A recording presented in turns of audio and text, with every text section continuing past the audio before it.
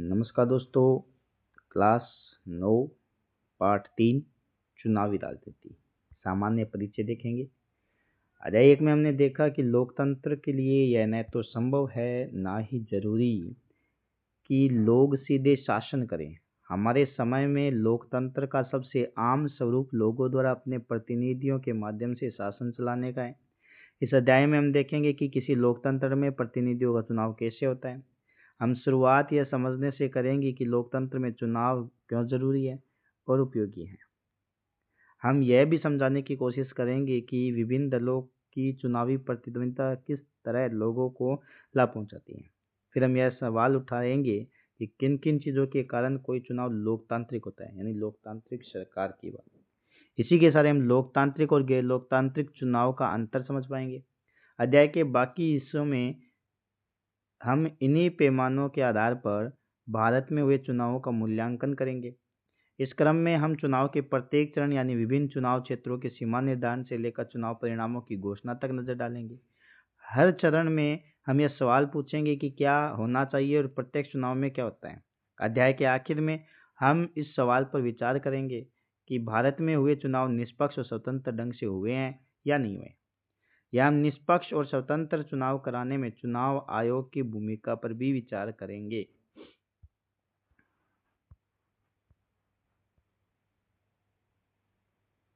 चुनाव क्यों? हरियाणा के विधानसभा चुनाव देखिए, पहले एक एग्जाम्पल लेते हैं। आधी रात के बाद का समय है। उत्सुक भीड़ शहर के चौराहों के पास पिछले 5 घंटों से अपने नेता के आने का इंतजार कर रही है। आयोजक भीड़ को बार बार भरोसा दिला रहे हैं, नेता बस अब आने ही वाले हैं।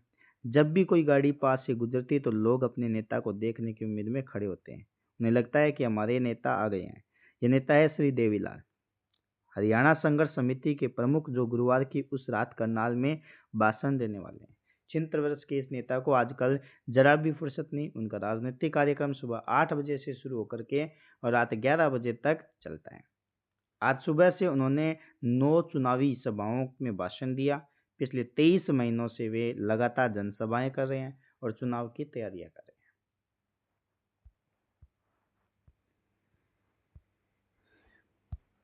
हरियाणा विधानसभा का एक एग्जाम्पल दिया गया है। इसमें चुनाव की तैयारियां किस प्रकार से होती है, चुनाव आयोग का क्या कार्य है, पूरे विस्तार से पढ़ेंगे। यह हरियाणा में 1987 में हुए राज्य विधानसभा चुनाव से जुड़ी एक अखबार की खबर है। राज्य में ये जो आपने ऊपर पढ़ी है, ये एक अखबार की कटिंग है। राज्य में 1982 से कांग्रेस पार्टी की अगुवाई वाली सरकार थी। 1982 में किसकी सरकार थी?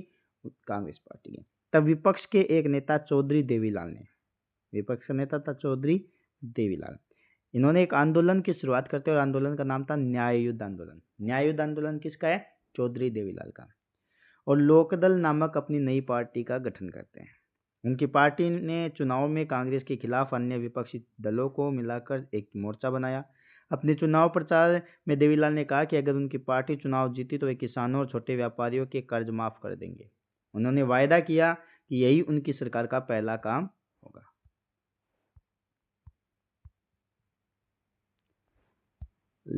लोग तब की सरकार से नाखुश थे, नाराज थे, खुश नहीं थे। वे देवीलाल के वायदे की तरफ आकर्षित हुए, इसलिए जब चुनाव हुए तो उन्होंने लोकदल और उसके सहयोगी दलों के पक्ष में जमकर वोट दिए। लोकदल व उसकी सहयोगी पार्टियों को राज्य विधानसभा की 90 सीटों में से 76 सीट पर विजय मिली और अकेले लोकदल को 60 सीटों पर विजय मिलती है। उसे स्पष्ट बहुमत मिला। अब बहुमत किसको कहते हैं? जो सीटें होती है कुल विधानसभा की, उसमें 50% प्लस 1, जैसे ये 90 है, 90 का 50% होता है 45, और 45 और 1 46। बहुमत सीट कब मिलेगा? जब कोई पार्टी 46 सीट जीत जाती है हरियाणा में, तो वो बहुमत हासिल कर लेती है। चुनावी नतीजों की घोषणा के बाद तत्कालीन सरकार के मुख्यमंत्री ने पद छोड़ दिया। अब चुनावी नतीजे आ जाते हैं तो उसके बाद जो तत्कालीन सरकार का मुख्यमंत्री है उसको पद छोड़ना पड़ता है। लोकदल के नवनिर्वाचित विधायकों ने देवीलाल को अपना नेता चुना। राज्यपाल ने देवीलाल को नए मुख्यमंत्री के रूप में काम संभालने का निमंत्रण दिया। अब चुनावी नतीजों की घोषणा के 3 दिन के अंदर वे मुख्यमंत्री बन गए। मुख्यमंत्री को शपथ कौन दिलाता है? राज्यपाल। मुख्यमंत्री पद की शपथ लेने के तत्काल बाद उनकी सरकार ने एक आदेश जारी करके छोटे किसान, खेतिहर मजदूर और छोटे व्यापारियों के बकाया ऋण को माफ कर दिया। उनकी पार्टी ने राज्य में 4 वर्षों तक शासन किया, 5 वर्ष तक ये भी नहीं कर पाए। अगले चुनाव 1991 में हुए।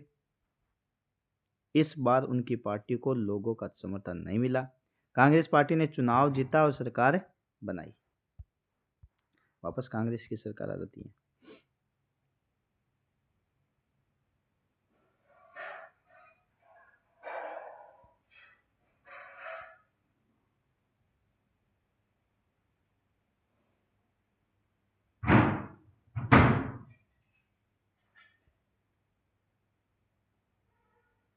चुनाव की जरूरत क्यों? किसी भी लोकतंत्र में नियमित अंतराल पर चुनाव होते हैं। दुनिया के 100 से अधिक देश ऐसे हैं जहां प्रतिनिधियों का चुनने के लिए चुनाव होते हैं। हम यह भी जानते हैं कि अनेक ऐसे देश जो लोकतांत्रिक नहीं है वहां भी चुनाव होते हैं। चीन का एग्जाम्पल पढ़ा आपने। पर हमें चुनाव की जरूरत क्यों होती है? आइए बिना चुनाव वाले लोकतंत्र की कल्पना करें। तब पर लोकतंत्र नहीं होगा। अगर सारे लोग रोज साथ बैठें और सारे फैसले मिलजुल कर लें तब बिना चुनाव के लोगों का शासन संभव है। लेकिन जैसा हमने अध्याय 1 में देखा कि किसी भी बड़े समुदाय के लिए ऐसा करना संभव नहीं है। ना यह संभव है कि हर किसी के पास हर मामले पर फैसला करने का समय और ज्ञान हो। इसलिए अधिकांश लोकतांत्रिक शासन व्यवस्थाओं में लोग अपने प्रतिनिधियों के माध्यम से शासन करते हैं। क्या चुनाव के बिना भी लोकतांत्रिक ढंग से प्रतिनिधियों का चुनाव किया जा सकता है?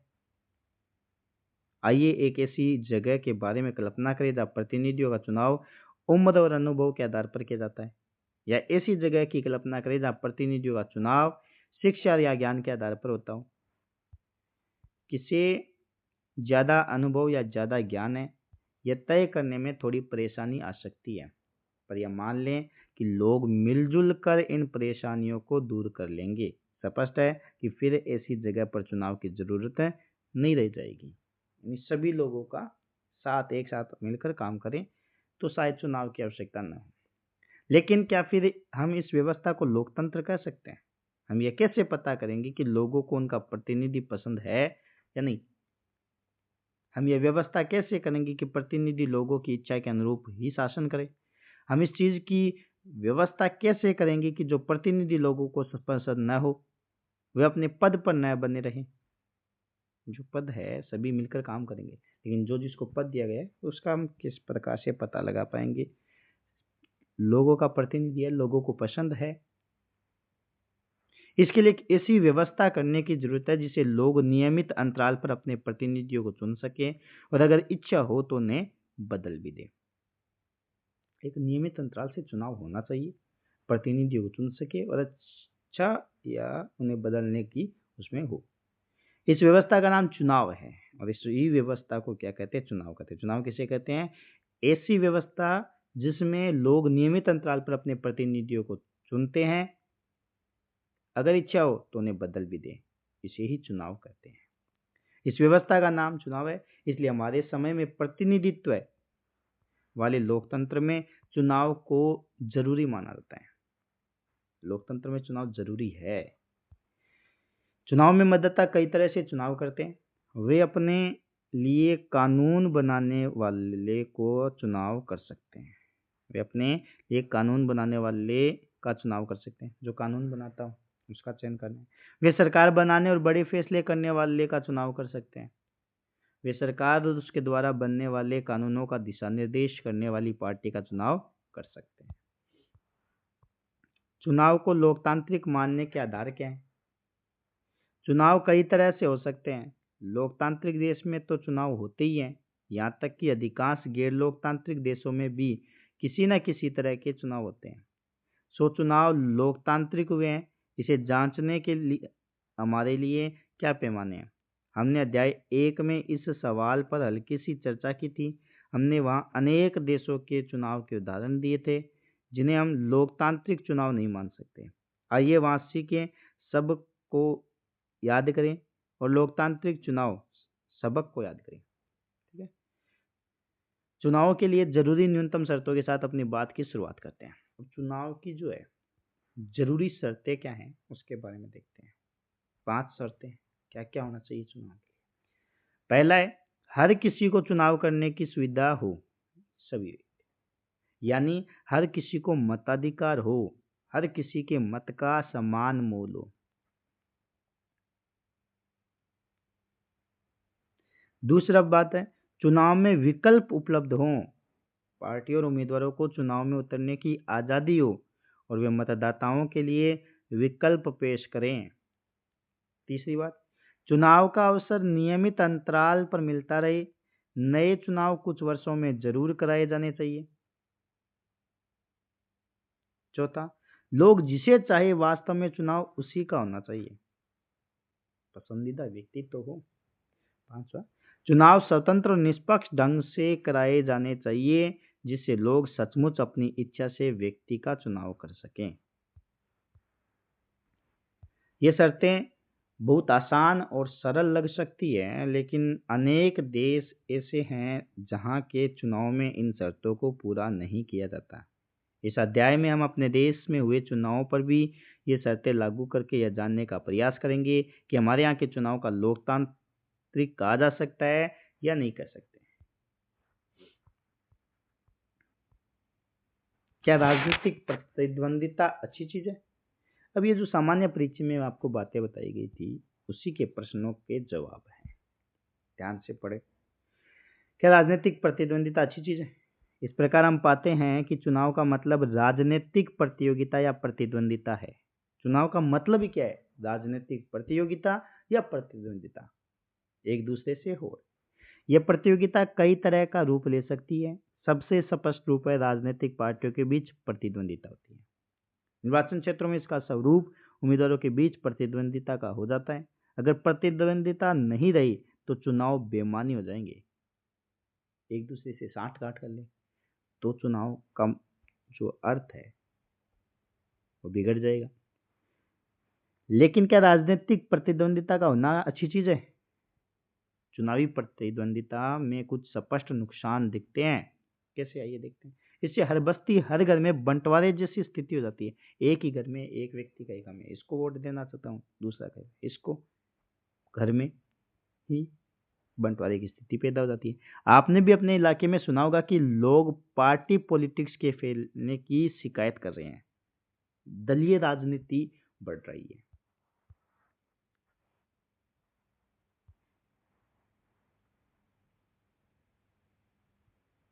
विभिन्न दलों के लोग और नेता अक्सर एक दूसरे के खिलाफ आरोप लगाते हैं। पार्टियां और उम्मीदवार चुनाव जीतने के लिए तरह तरह के हथकंडे अपनाते हैं। कुछ लोगों का कहना है कि चुनावी दौड़ जीतने का यह दबाव सही किस्म की दीर्घकालीन राजनीति को पनपने नहीं देता है। समाज और देश की सेवा करने की चाह रखने वाले कई अच्छे लोग भी इन्हीं कारणों से चुनावी मुकाबले में नहीं उतरते। उन्हें इस मुश्किल और बेढंगी लड़ाई में उतरना अच्छा नहीं लगता। जो अच्छे लोग हैं वो चुनाव में खड़ा ही नहीं होना चाहते।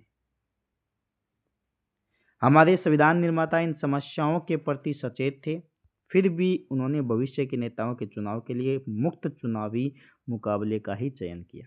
उन्होंने ऐसा इसलिए किया क्योंकि दीर्घकालिक रूप से यही व्यवस्था बेहतर काम करती है। एक आदर्श दुनिया में ही सभी राजनीतिक नेताओं को मालूम होता है कि लोगों का हित किन चीजों में है तथा ये सभी नेता लोगों की सेवा की प्रेरणा से ही राजनीति में आते हैं। पर असल जीवन में ऐसा नहीं होता। दुनिया पर के सभी नेताओं को अन्य पेशों के लोगों के समान आगे बढ़ने की, अपना करियर बनाने की चिंता होती है। वे सत्ता में बने रहना चाहते हैं या अपने लिए बड़ी से बड़ी कुर्सी और ज़्यादा से ज़्यादा अधिकार पाना चाहते हैं। संभव है कि उनके अंदर लोगों की सेवा करने की भावना भी हो, पर सिर्फ इस भावना के भरोसे चीज़ों को छोड़ना जोखिम का काम है। यह भी संभव है कि उनके अंदर लोगों की मदद करने की भावना हो, पर उन्हें यह मालूम न हो कि यह काम कैसे किया जा सकता है। या फिर यह भी हो सकता है कि उनके मन में जो विचार हो उनका लोगों की जरूरत या स्थानीय स्थितियों से मेल ही न बैठे। ऐसे में हम इन वास्तविकताओं का सामना कैसे कर सकते हैं? एक तरीका जो राजनेताओं के ज्ञान और चरित्र में बदलाव और सुधार लाने का है। दूसरा और ज़्यादा व्यावहारिक तरीका यह है कि हम ऐसी व्यवस्था बनाएं जिसमें लोगों की सेवा करने वाले राजनेताओं को पुरस्कार मिले और ऐसा न करने वाले को दंड मिले। इस पुरस्कार या दंड का फैसला कौन करता है? इसका सीधा सा जवाब है कि लोग करते हैं। भाई किसी ने अच्छा कार्य किया है तो उसको सम्मानित किया जाए, पुरस्कार किया जाए। जिसने नहीं किया उसको दंड दिया जाए। चुनावी प्रतिद्वंदिता का यही अर्थ है और चुनावी प्रतिद्वंदिता यह काम करती है। कैसे? नियमित चुनावी मुकाबलों का लाभ राजनीतिक दलों या नेताओं को मिलता है। वे जानते हैं कि अगर उन्होंने लोगों की इच्छा के अनुसार मुद्दों को उठाया तो उनकी लोकप्रियता बढ़ेगी और अगले चुनाव में उनकी जीत की संभावना भी बढ़ेगी। लेकिन यदि वे अपने कामकाज से मतदाताओं को संतुष्ट करने में असफल रहते हैं तो वे अगले चुनाव नहीं जीत सकते।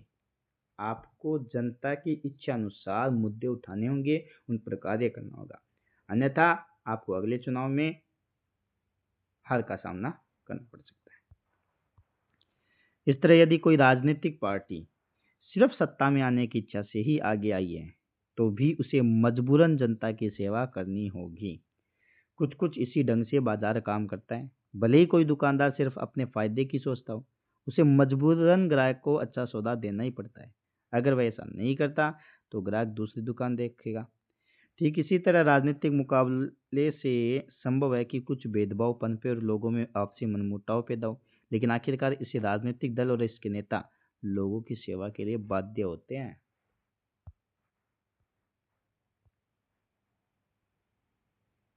देखो एक कार्टून के द्वारा बताया गया। नेता लोग कहते हैं कि मेरे पास योजनाएं हैं, घोषणाएं हैं, वायदे हैं। तो मतदाता कह रहा है मेरे पास वोट है।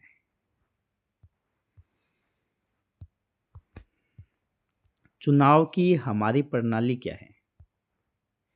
क्या हमारे देश में होने वाले चुनाव राजनीतिक है, लोकतांत्रिक है?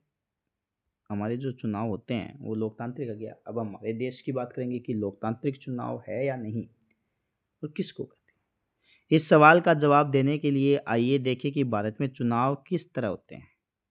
हमारे यहाँ लोकसभा और विधानसभाओं के चुनाव हर 5 साल बाद होते हैं। लोकसभा विधानसभा का चुनाव का कार्यकाल 5 साल होता है। 5 साल के बाद सभी चुने हुए प्रतिनिधियों का कार्यकाल समाप्त हो जाता है।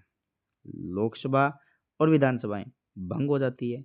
फिर सभी चुनाव क्षेत्रों में एक ही दिन या एक छोटे अंतराल में अलग अलग दिन चुनाव होते हैं। इसे आम चुनाव कहते हैं। ये ध्यान रखना, आम चुनाव किसे कहते हैं?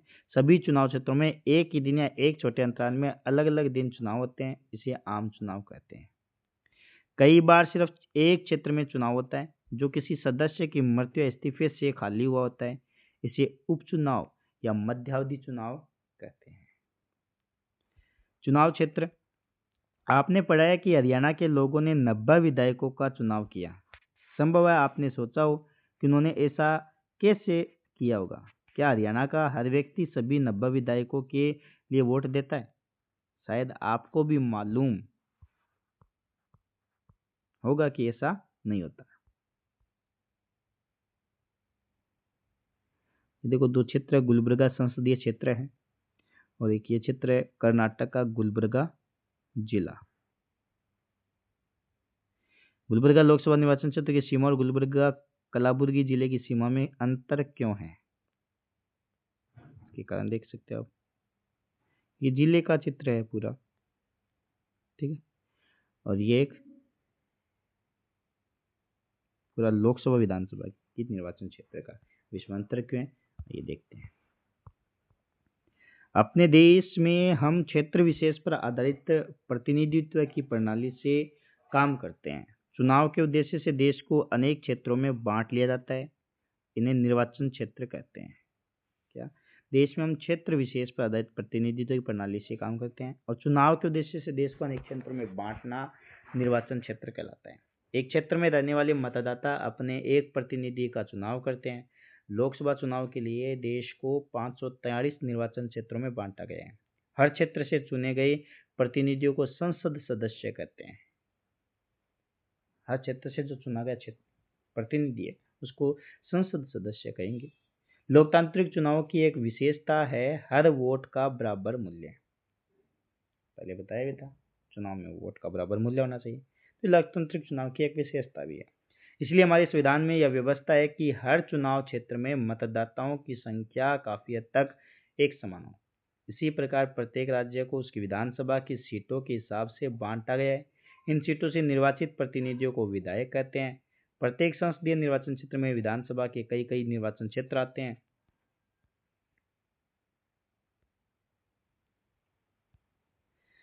पंचायतों और नगरपालिकाओं के चुनाव में भी यही तरीका अपनाया जाता है।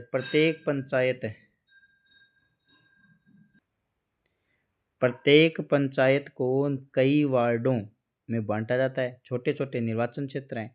प्रत्येक वार्ड से पंचायत या नगरपालिका के लिए एक सदस्य का चुनाव होता है। कई बार निर्वाचन क्षेत्रों को सीट भी कहते हैं, क्योंकि हर क्षेत्र संसद या विधानसभा की एक सीट का प्रतिनिधित्व करता है। इसलिए हम जब कहते हैं कि लोकदल ने हरियाणा की 60 सीटें जीती, तो इसका मतलब है विधानसभा के 60 निर्वाचन क्षेत्रों से लोकदल के 60 लोग जीतकर राज्य विधानसभा में पहुंचे हैं। आरक्षित निर्वाचन क्षेत्र। अब आप मुझे मध्यावधि चुनाव किसे कहते हैं, चुनाव किसे कहते हैं, इनका कमेंट बॉक्स में जवाब जरूर दीजिए। आगे बढ़ते हैं। आरक्षित निर्वाचन क्षेत्र। हमारा संविधान प्रत्येक नागरिक को अपना प्रतिनिधि चुनने और जनप्रतिनिधि के तौर पर चुने जाने का अधिकार देता है, लेकिन हमारे संविधान निर्माताओं को चिंता थी कि संभव है खुले चुनावी मुकाबले में कुछ कमजोर समूह के लोग लोकसभा और विधानसभा में पहुंच नहीं पाए। संभव है कि चुनाव लड़ने और जीतने लायक जरूरी संसाधन, शिक्षा और संपर्क उनके पास हो ही नहीं। संसाधनों वाले प्रभावशाली लोग उनको चुनाव जीतने से रोक भी सकते हैं। अगर ऐसा होता है तो संसद विधानसभाओं में हमारी आबादी के एक बड़े हिस्से की आवाज ही नहीं पहुंच पाएगी। इससे हमारे लोकतांत्रिक प्रतिनिधित्व का चरित्र कमजोर होगा और यह व्यवस्था कम लोकतांत्रिक होगी। एक बड़ा हिस्सा चुनाव से अगर हट जाता है तो ये लोकतंत्र के लिए सही नहीं है। इसलिए हमारे संविधान निर्माताओं ने कमजोर वर्गों के लिए आरक्षित निर्वाचन क्षेत्र की विशेष व्यवस्था सोची। इसी कारण कुछ चुनाव क्षेत्र अनुसूचित जातियों के लोगों के लिए आरक्षित हैं, तो कुछ क्षेत्र अनुसूचित जनजाति के लोगों के लिए। अनुसूचित जाति के लिए आरक्षित सीट पर केवल अनुसूचित जाति का ही व्यक्ति चुनाव लड़ सकता है। यानी 80 सीट आती है तो शेड्यूल कास्ट की, तो वहाँ पर शेड्यूल कास्ट का व्यक्ति चुनाव लड़ सकता है, अन्य नहीं। इसी तरह सिर्फ अनुसूचित जनजाति के ही व्यक्ति अनुसूचित जनजाति के लिए आरक्षित चुनाव क्षेत्र से चुनाव लड़ सकते हैं। अभी लोकसभा की 84 सीटें अनुसूचित जातियों के लिए, शेड्यूल कास्ट के लिए कितनी सीटें हैं? 84। और 47 सीटें अनुसूचित जनजातियों के लिए यानी एसटी के लिए कितनी हैं? 47 सीटें। और 80 के लिए है 84। 80 84 याद रह जाएगा, 80 84। एसटी के लिए 47। 26 जनवरी 2019 की स्थिति है ये सीटें पूरी आबादी में इन समूह के हिस्से के अनुपात में हैं। इनकी आबादी के अनुसार इनको सीटों का वर्गीकरण किया गया है। इस प्रकार अनुसूचित जाति और जनजातियों के लिए आरक्षित सीटें किसी अन्य समूह के उचित हिस्से में से कुछ नहीं लेती। कमजोर समूह के लिए आरक्षण की यह व्यवस्था बाद में जिला और स्थानीय स्तर पर भी लागू की गई है। अनेक राज्यों में अब ग्रामीण और शहरी, ग्रामीण में पंचायतों और शहर में नगरपालिका और नगर निगम, स्थानीय निकायों में अन्य पिछड़े वर्गों के लिए भी आरक्षण लागू हो गया है। यानी अन्य पिछड़ा वर्ग यानी ओबीसी। और अब महिलाओं को भी आरक्षण दिया जा रहा है 33%। धीरे धीरे बढ़ाकर इसको करने की कोशिश करें 50%। पर हर राज्य में आरक्षित सीटों का अनुपात अलग अलग है। राज्य में जिस हिसाब से जनसंख्या है उस हिसाब से आरक्षण का वर्गीकरण करते हैं। इस प्रकार ग्रामीण और शहरी स्थानीय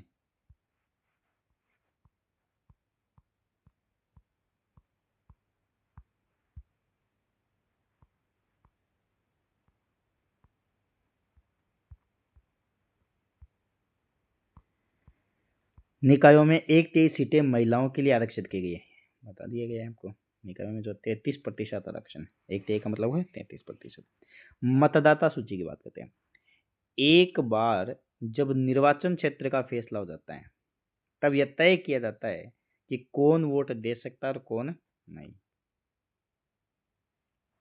इस फैसले को अंतिम दिन तक के लिए किसी के भरोसे नहीं छोड़ा जा सकता। लोकतांत्रिक चुनाव में मतदान की योग्यता रखने वालों की सूची चुनाव से काफी पहले तैयार कर ली जाती है। मतदाता सूची को चुनाव से पहले ही तैयार कर लिया जाता है और हर किसी को दे दी जाती है, यानी सभी व्यक्ति ले सकते हैं। इस सूची को आधिकारिक रूप से मतदाता सूची कहते हैं। आम बोलचाल में इसे वोटर लिस्ट भी कहते हैं। यह एक महत्वपूर्ण कदम है क्योंकि इसका सीधा संबंध लोकतांत्रिक चुनाव की पहली शर्त अपना प्रतिनिधि चुनने के लिए हर किसी को समान अवसर मिलने से। पहले हमने सार्वभौमिक वयस्क मताधिकार के बारे में पढ़ा था, जिसकी न्यूनतम आयु 18 वर्ष का ध्यान में रखना। व्यवहार में इसका मतलब है कि हर किसी को मत देने का अधिकार होना चाहिए। व्यवहारिक रूप से देखें तो सभी को वोट देने का अधिकार को, किसी को भी वोट देने का अधिकार को क्या कहते हैं? सार्वभौमिक वयस्क मताधिकार। और हर एक का मत समान मोल का होना चाहिए। सभी समान है, स्त्री पुरुष के आधार पर भेदभाव नहीं करते हैं, अमीर गरीब के आधार पर भेदभाव नहीं करते हैं, सभी का समान वोट है। अमीर को भी एक वोट है, गरीब को भी एक वोट है, स्त्री को भी एक वोट है, पुरुष को भी एक वोट है। जब तक ठोस कारण न हो, किसी को मताधिकार से वंचित नहीं किया जाना चाहिए। अलग अलग नागरिक अनेक मामलों में एक दूसरे से भिन्न होते हैं। कोई अमीर है, कोई गरीब, कोई बहुत पढ़ा लिखा है तो कोई कम या एकदम अशिक्षित, कोई बहुत दयालु है तो कोई नहीं, पर हर कोई इंसान तो है और अपनी जरूरतों और विचारों के अनुरूप समाज में योगदान करता है। इसलिए सभी को प्रभावित करने वाले निर्णयों में सबकी भागीदारी होनी चाहिए। हमारे देश में 18 वर्ष और उससे ऊपर की उम्र के सभी नागरिक चुनाव में वोट डाल सकते हैं। नागरिक की जाति, धर्म, लिंग चाहे जो हो,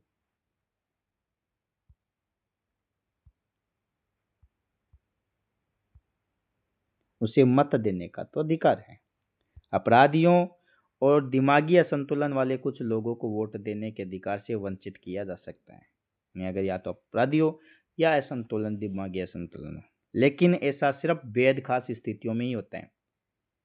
सभी सक्षम मतदाताओं को नाम मतदाता सूची में हो यह व्यवस्था करना सरकार की जिम्मेदारी है। चूंकि हर अगले चुनाव में नए लोग मतदाता बनने की उम्र तक आ जाते हैं, 5 साल से होते हैं, और 5 साल में 18 वर्ष के कई बच्चे जुड़ जाते हैं उससे। इसलिए हर चुनाव से पूर्व मतदाता सूची को सुधारा जाता है। जो लोग इस इलाके से बाहर चले जाते हैं या जिनकी मौत हो जाती है, उनके नाम इस सूची से काट दिए जाते हैं। सभी जानते भी हो, हर 5 वर्ष में मतदाता सूची का पूर्ण नवीनीकरण किया जाता है। ऐसा मतदाता सूची को एकदम ताज़ा रखने के लिए किया जाता है। कोई गलती है, कोई मर गया है, किसी का नाम जोड़ना है, तो इसको सुधार किया जाता है। ये कौन करता है? निर्वाचन आयोग। पिछले कुछ वर्षों से चुनाव में फोटो पहचान पत्र की नई व्यवस्था लागू की गई है। सरकार ने मतदाता सूची में दर्ज लोगों को यह कार्ड देने की कोशिश की है। वोट देने जाते समय मतदाता को यह पहचान पत्र साथ रखना होता है, जिससे किसी एक का वोट कोई दूसरा न डाल दे। पर मतदान के लिए यह कार्ड अभी तक अनिवार्य नहीं हुआ है। वोट देने के लिए मतदाता राशन कार्ड या ड्राइविंग लाइसेंस जैसे पहचान पत्र भी दिखा सकते हैं। उम्मीदवारों का नामांकन कैसे होता है? हमने ऊपर देखा कि लोकतांत्रिक चुनाव में लोगों के पास वास्तविक विकल्प होना चाहिए। यह तभी होगा जब किसी के भी चुनाव लड़ने पर लगभग किसी किस्म की बंदिश न हो। हमारी चुनाव प्रणाली ऐसा ही करती है। जो कोई व्यक्ति मतदाता है वह उम्मीदवार भी हो सकता है। सिर्फ एक फर्क यह है कि कोई भी व्यक्ति 18 वर्ष की उम्र में ही वोट डालने का अधिकारी हो जाता है, जबकि उम्मीदवार बनने की न्यूनतम आयु 25 वर्ष है। उम्मीदवार बनने में भी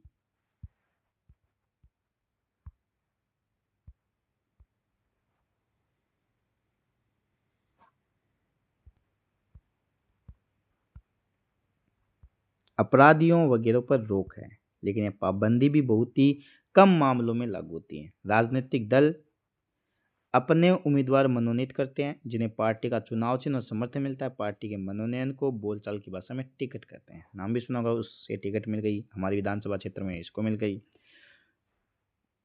ठीक है, उससे पहले अपन देखते हैं ये देखो ऊपर जो चित्र दिया गया है, ये मतदाता सूची है। यहाँ पर क्या क्या दिया होता है, ठीक है, किस प्रकार से मतदाता सूची को तैयार किया जाता है, ठीक है। एक विधानसभा क्षेत्र, नाम और आरक्षण स्थिति है, ठीक है। निर्वाचन क्षेत्र 19 है। और इस प्रकार से पूरे को बांटा जाता है। इसमें पूरी योग्यता और मतदाता केंद्र का विवरण आ रहा है। मतदाता केंद्र किस प्रकार से, कौन सा भाग है, क्रम संख्या कौन सी है, पुरुष है या महिला है, पुरुषों की संख्या देखो पूरी दिया होता है पहले पेज पर कि पुरुष कितने 693, महिला कितनी 610, तृतीय है नहीं, कुल टोटल मतदाताओं की संख्या कितनी है 1303, ठीक है। ये सभी होता है। और इसके अंदर जो है पेज में क्या होता है, भाग संख्या 1 है, सामान्य विधानसभा निर्वाचन क्षेत्र बिहार की निर्वाचक नामावली 2019 की है, मोतिहारी क्षेत्र की है। और निर्वाचक का नाम होता है, पिता का नाम होता है, गृह संख्या होती है, उम्र लिखी हुई होती है, पुरुष है या महिला है ये लिखा होता है, ठीक है। अब बात करते हैं आगे। चुनाव लड़ने के इच्छुक हर एक उम्मीदवार को एक नामांकन पत्र भरना पड़ता है। उम्मीदवार है, नामांकन पत्र भरना पड़ेगा और कुछ रकम जमानत के रूप में जमा करानी पड़ती है। हाल में सर्वोच्च न्यायालय के निर्देश पर उम्मीदवारों से एक घोषणा पत्र भरवाने की नई प्रणाली भी शुरू हुई है। एक घोषणा पत्र भरवाया जाता है, किसके आदेश से, सर्वोच्च न्यायालय के आदेश से। अब हर उम्मीदवार को अपने बारे में कुछ ब्यौरा देते हुए वैधानिक घोषणा करनी होती है। प्रत्येक उम्मीदवार को इन मामलों के सारे विवरण देने होते हैं। इस घोषणा पत्र में क्या क्या घोषणा करनी पड़ेगी एक उम्मीदवार को, उम्मीदवार के खिलाफ चल रहे गंभीर आपराधिक मामले, उम्मीदवार और उसके परिवार के सदस्यों की संपत्ति और देनदारियों का ब्यौरा, यानी कितनी संपत्ति है उसके पास, कौन सा अपराध जो गंभीर अपराध है उसकी जानकारी देनी होगी, उम्मीदवार की शैक्षिक योग्यता कितनी है। इन सूचनाओं को सार्वजनिक किया जाना चाहिए। इससे मतदाताओं को उम्मीदवारों द्वारा इसके मतदाताओं को उम्मीदवार द्वारा खुद के बारे में सूचना के आधार पर अपने फैसले करने का मौका मिलता है।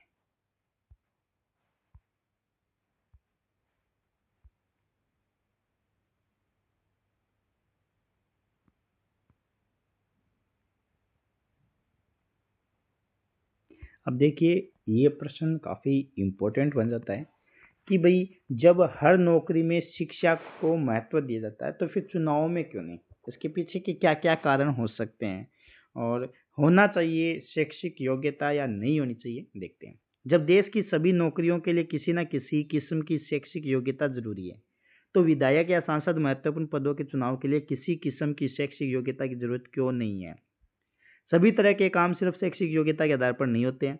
जैसे भारतीय क्रिकेट टीम में चुनाव के लिए डिग्री की नहीं, अच्छा क्रिकेट खेलने की योग्यता जरूरी है। जैसे क्रिकेट, कोई व्यक्ति क्रिकेट खेलता है तो उसमें शैक्षिक योग्यता की आवश्यकता नहीं है, उसे अच्छा क्रिकेट आना चाहिए। इसी प्रकार विधायक या सांसद की सबसे बड़ी योग्यता यह है कि वह अपने क्षेत्र के लोगों की समस्याओं को समझे, उनकी चिंताओं को समझे और उनके हितों को प्रतिनिधित्व करें।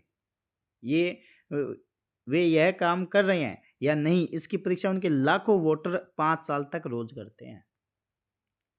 ये उनका योग्यता है उनकी कि वो उन जनता की मांग को पूरा कर रहे हैं क्या। 5 साल से जो चुनाव हो रहे हैं उसमें सफल होंगे तो कर रहे हैं, और अगर जनता को अच्छा नहीं लगता तो उसको हटा सकते हैं।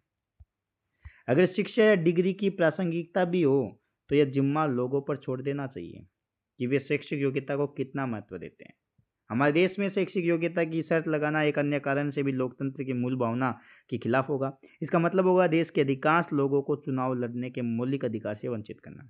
जैसे यदि उम्मीदवार के लिए बीए, बीकॉम या बीएससी की स्नातक डिग्री को भी अनिवार्य किया गया तो 90% से ज्यादा नागरिक चुनाव लड़ने के अयोग्य हो जाएंगे। बात की चुनाव प्रणाली के कुछ विशेषताएं हैं, कुछ सिद्धांत है, क्या क्या विशेषताएं देखते हैं, बात करते हैं। सिद्धांत है चुनाव प्रणाली की विशेषता, सार्वभौमिक वयस्क मताधिकार, हर चुनाव क्षेत्र में लगभग बराबर मतदाता है। कमजोर वर्गों को प्रतिनिधित्व, 18 वर्ष और उससे ऊपर के सभी को मताधिकार दिया गया है। खुली राजनीतिक प्रतिद्वंदिता, सभी को पार्टी बनाने या चुनाव लड़ने की आजादी है। एक मत एक मोल, अनुसूचित जातियों जनजातियों के लिए सीटों का आरक्षण किया गया है। चुनाव अभियान की बात करते हैं। चुनाव का मुख्य उद्देश्य लोगों को अपनी पसंद के प्रतिनिधियों, सरकार और नीतियों का चुनाव करने का अवसर देना है। इसलिए कौन प्रतिनिधि बेहतर है, कौन पार्टी अच्छी सरकार देगी, अच्छी नीति कौन सी है, इस बारे में स्वतंत्र और खुली चर्चा भी बहुत जरूरी है। चुनाव अभियान के दौरान यही होता है। आरोप प्रत्यारोप लगाती है एक पार्टी दूसरी पार्टी पर, किस प्रकार से चुनाव अभियान करते हैं। हमारे देश में उम्मीदवारों की अंतिम सूची की घोषणा होने और मतदाता की तारीख के बीच आमतौर पर 2 सप्ताह का समय चुनाव प्रचार के लिए दिया जाता है। इस अवधि में उम्मीदवार मतदाताओं से संपर्क करते हैं, राजनेता चुनावी सभाओं में भाषण देते हैं और राजनीतिक पार्टियां अपने समर्थकों को सक्रिय करती हैं। इसी अवधि में अखबार और टीवी चैनलों पर चुनाव से जुड़ी खबरें और बहसें भी होती हैं। पर असल में चुनाव अभियान सिर्फ 2 हफ्ते नहीं चलता। राजनीतिक दल चुनाव होने के महीनों पहले से इसकी तैयारियां शुरू कर देते हैं। चुनाव अभियान के दौरान राजनीतिक पार्टियां लोगों का ध्यान कुछ बड़े मुद्दों पर केंद्रित करना चाहती हैं। वे लोगों को इन मुद्दों पर आकर्षित करती है और अपनी पार्टी के पक्ष में वोट देने को कहती है।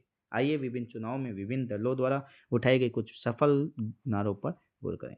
ये जो स्थानीय मुद्दे हैं बड़े चुनाव में वो गायब हो जाते हैं और देश के मुद्दे या बड़े मुद्दों की बात की जाती है। इंदिरा गांधी के नेतृत्व वाली कांग्रेस पार्टी ने 1971 के लोकसभा चुनाव में गरीबी हटाओ का नारा दिया था। पार्टी ने वायदा किया कि वह सरकार की सारी नीतियों में बदलाव करके सबसे पहले देश में गरीबी हटाएगी। 1977 के चुनाव में लोकसभा चुनाव में जयप्रकाश नारायण के नेतृत्व में जनता पार्टी, ये भाजपा नहीं है, बीजेपी नहीं है जिसे आप जानते हो, ये जनता पार्टी है, ये नारा दिया जिसके प्रमुख जयप्रकाश नारायण थे। इन्होंने नारा दिया लोकतंत्र बचाओ। पार्टी ने आपातकाल के दौरान हुई ज्यादतियों को समाप्त करने और नागरिक आज़ादी को बहाल करने का वायदा किया। उन्होंने कई संशोधन किए, 42वां संविधान संशोधन करते हैं। संविधान छोटा संविधान, मिनी संविधान भी कहते हैं।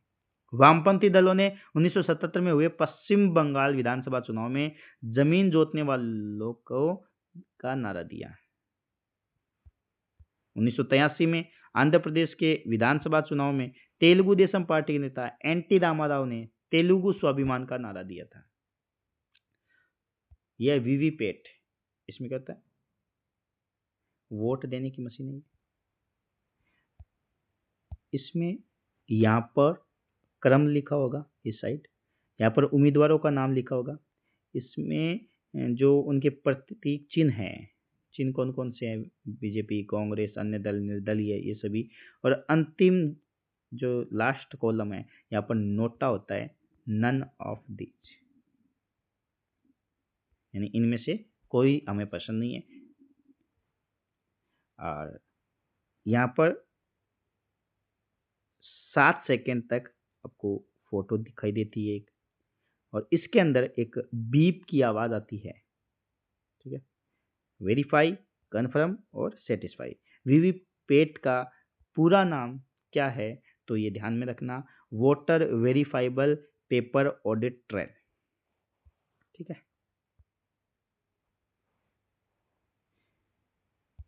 ये देखिए, the voter verifiable paper audit trail, इसका पूरा नाम है। Machine allows you to see a printed slip for 7 seconds. ये मशीन 7 सेकेंड्स तक आपको एक स्लिप रसीद दिखाती है। शोइंग द सीरियल नंबर, इसमें सीरियल नंबर दिखता है, नेम दिखता है, symbol of your chosen candidate. It allows you to verify and confirm that you vote has gone to the candidate of your choice. तो जिसको आपने चुना है उसको आपको पूरा पता चलता है इसमें वीवीपैट के अंदर। ठीक है, लोकतंत्र में राजनीतिक दलों और उम्मीदवारों को अपनी मर्जी के मुताबिक चुनाव प्रचार करने के लिए आज़ाद छोड़ देना ही सबसे अच्छा होता है, पर सभी दलों को उचित और समान अवसर मिले उसके लिए कई बार कुछ दखल देना जरूरी होता है। चुनाव के कानूनों के अनुसार कोई भी उम्मीदवार या पार्टी ये सब काम नहीं कर सकती। क्या क्या काम नहीं कर सकती? बाउंडेशन क्या है? मतदाता को प्रलोभन देना, घूस देना या धमकी देना। आप डरा धमका कर वोट नहीं ले सकते। उसने जाति या धर्म के नाम पर वोट मांगना सही नहीं है। चुनाव अभियान में सरकारी संसाधनों का इस्तेमाल करना सही नहीं है, आप पर कार्रवाई हो जाएगी। लोकसभा चुनाव में एक निर्वाचन क्षेत्र में 25 लाख या विधानसभा चुनाव में 10 लाख रुपए से ज्यादा खर्च नहीं कर सकते आप लोग। अगर वे इनमें से किसी भी मामले में दोषी पाए गए तो चुने जाने के बावजूद उनका चुनाव रद्द घोषित हो सकता है। इन कानूनों के अलावा हमारे देश की सभी राजनीतिक पार्टियों ने चुनाव प्रचार की आदर्श आचार संहिता को भी स्वीकार किया है। इसमें उम्मीदवारों और पार्टियों को यह सब करने की मनाही है।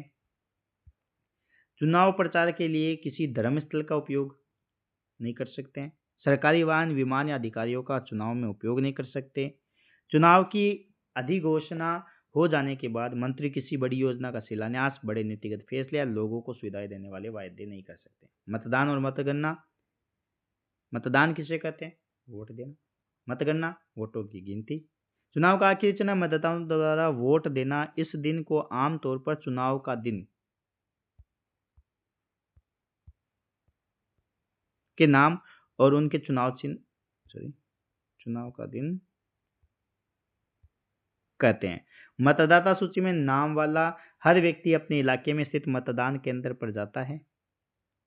यह अस्थायी तौर पर स्थानीय स्कूल या किसी सरकारी इमारत में बना होता है। जब मतदाता मतदान केंद्र में जाता है तो चुनाव अधिकारी उसे पहचान कर उसकी अंगुली पर एक काला निशान लगा देते हैं। आप सभी इससे वाकिफ है और उसे वोट डालने की अनुमति देते हैं।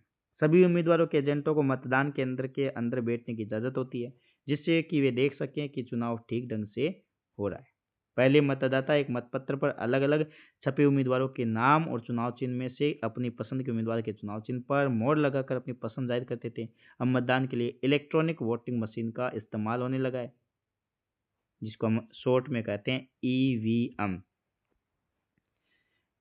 मशीनों के ऊपर उम्मीदवारों के नाम और उनके चुनाव चिन्ह बने होते हैं। मैंने आपको बताया भी है ईवीएम में किस प्रकार से वीवीपैट के बारे में बताया।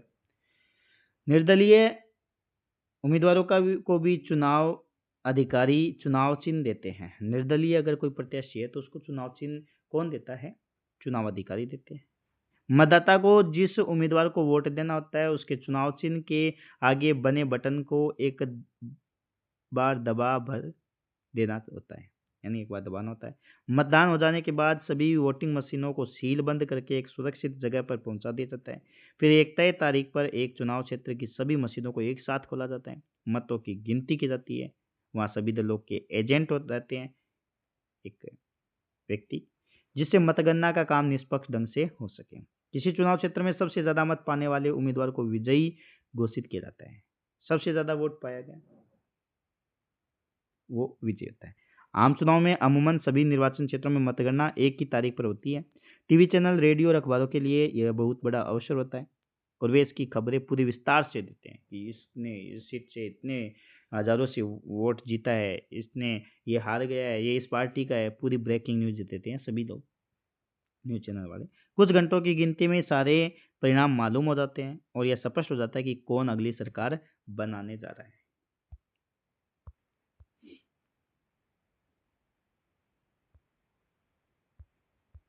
बाद में चुनाव क्यों लोकतांत्रिक है?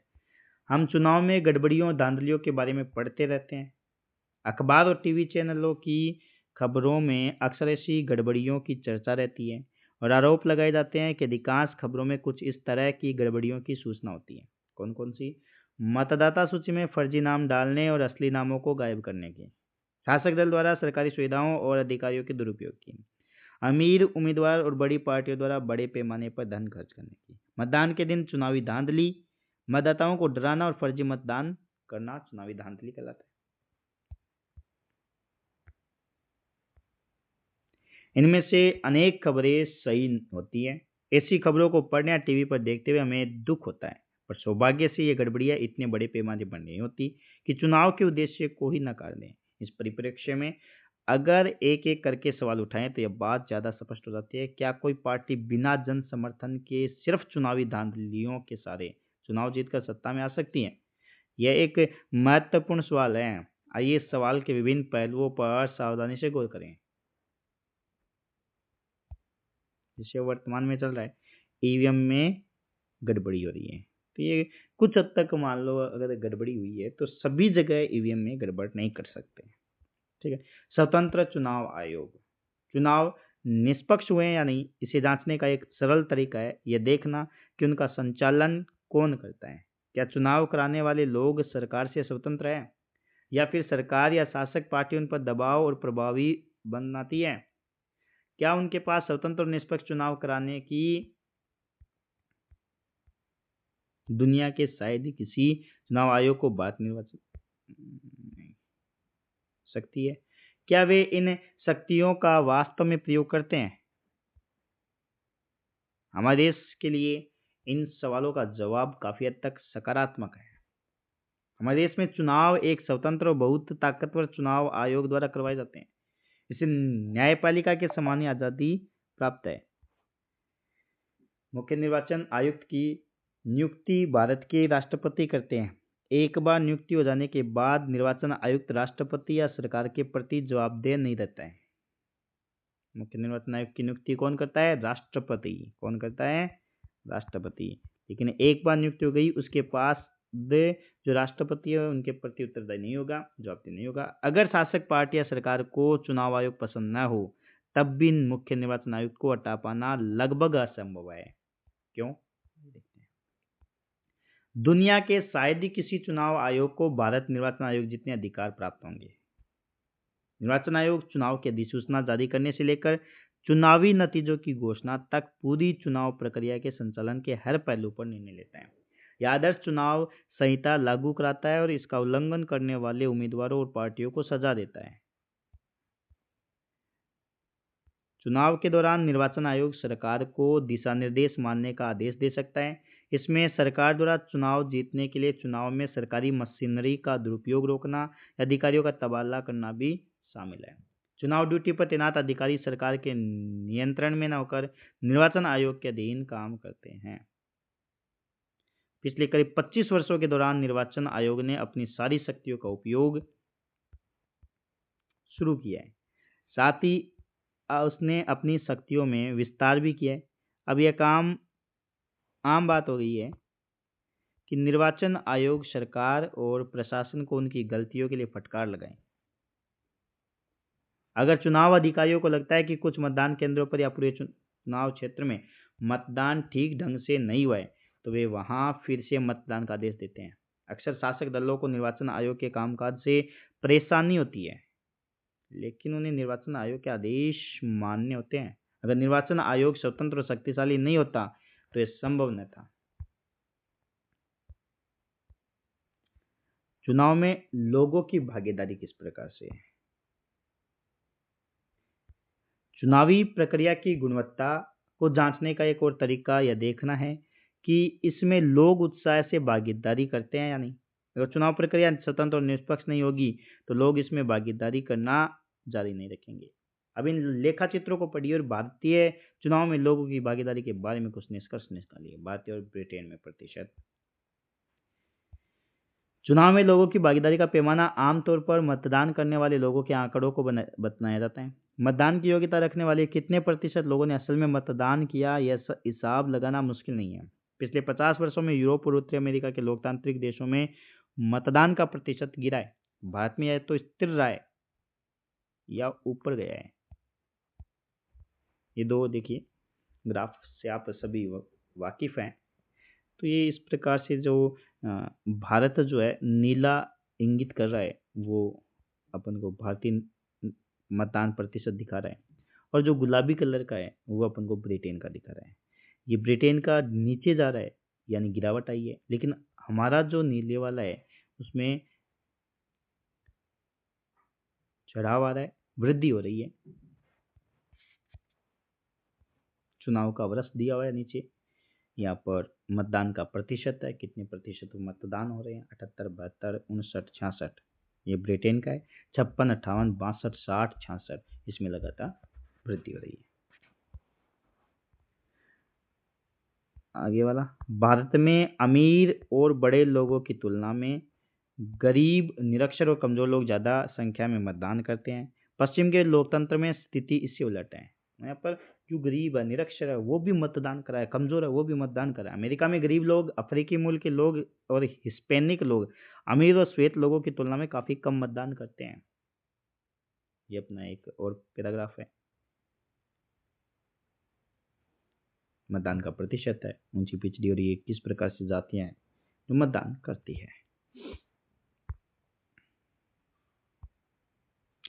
भारत में आम लोग चुनाव को बहुत महत्व देते हैं। उन्हें लगता है कि चुनाव के जरिए वे राजनीतिक दलों पर अपने अनुकूल नीति और कार्यक्रमों के लिए दबाव डाल सकते हैं। उन्हें लगता है कि देश के शासन संचालन के तरीके में उनके वोट का महत्व है।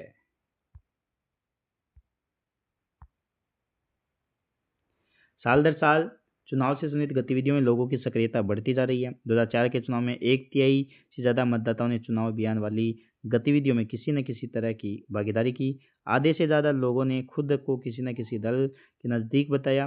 प्रत्येक साल 7 मतदाताओं में से एक व्यक्ति किसी न किसी राजनीतिक दल का सदस्य था।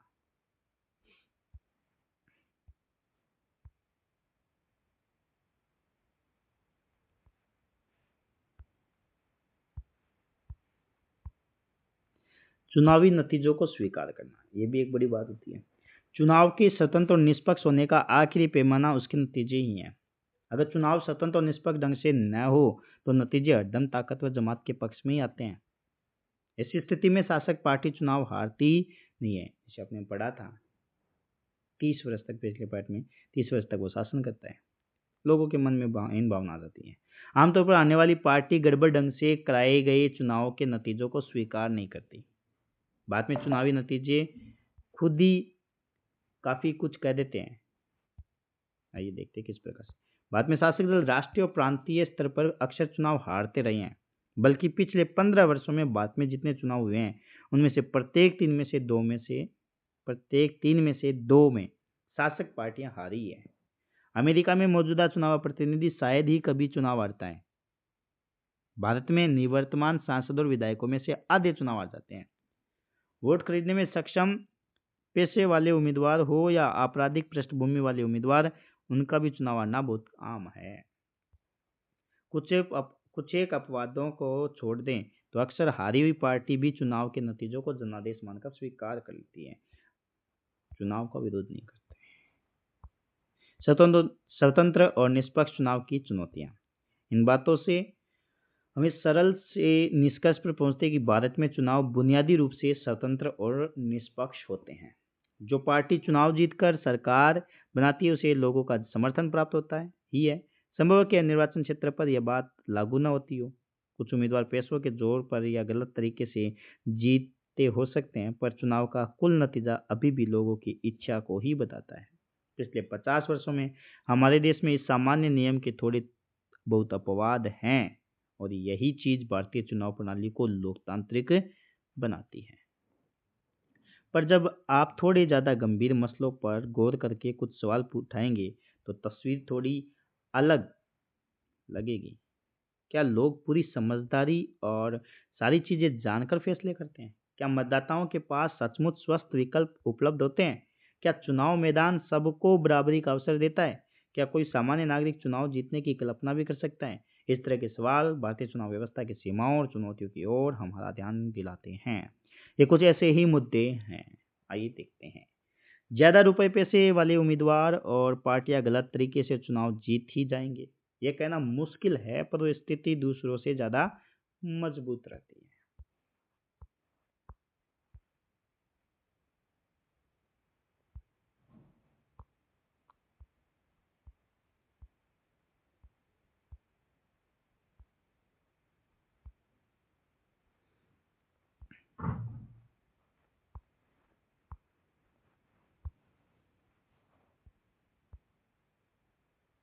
देश के कुछ इलाकों में आपराधिक पृष्ठभूमि और संबंधों वाले उम्मीदवार दूसरों को चुनाव मैदान से बाहर करने और बड़ी पार्टियों के टिकट पाने में सफल होने लगे हैं।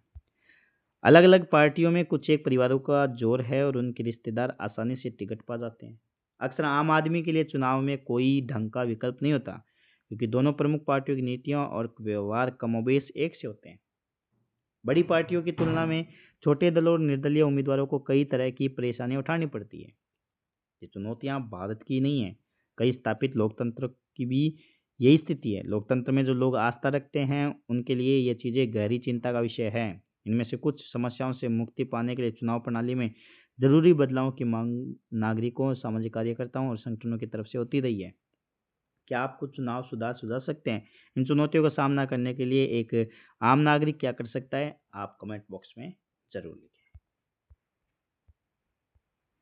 अब कुछ शब्दावली है उनको देख लेंगे अच्छी तरीके से। चुनावी धांधली। चुनाव में अपने वोट बढ़ाने के लिए उम्मीदवारों और पार्टियों द्वारा की जाने वाली गड़बड़ या फरेब को चुनावी धांधली कहते हैं। इसमें कुछ ही लोगों द्वारा काफ़ी सारे लोगों के वोट डाल देना, एक ही व्यक्ति द्वारा अलग-अलग लोगों के नाम पर वोट डालना और मतदान अधिकारियों को डरा धमकाकर या रिश्वत देकर अपने उम्मीदवार के पक्ष में काम करवाना। निर्वाचन क्षेत्र किसे कहते हैं? एक खास भौगोलिक क्षेत्र के मतदाता जो एक प्रतिनिधि का चुनाव करते हैं। आचार संहिता चुनाव के समय पार्टी और उम्मीदवारों द्वारा माने जाने वाले कायदे कानून और दिशा निर्देश। आप मुझे कमेंट बॉक्स में इन प्रश्नों का उत्तर देंगे कि मध्यावधि चुनाव किसे कहते हैं।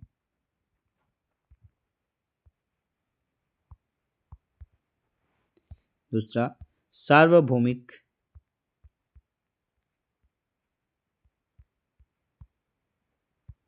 वयस्क मताधिकार की न्यूनतम उम्र कितनी है? वोट देने की न्यूनतम उम्र कितनी है? और सार्वभौमिक वयस्क मताधिकार किसे कहते हैं? लोकतांत्रिक और गैर लोकतांत्रिक चुनाव में अंतर बताइए। धन्यवाद।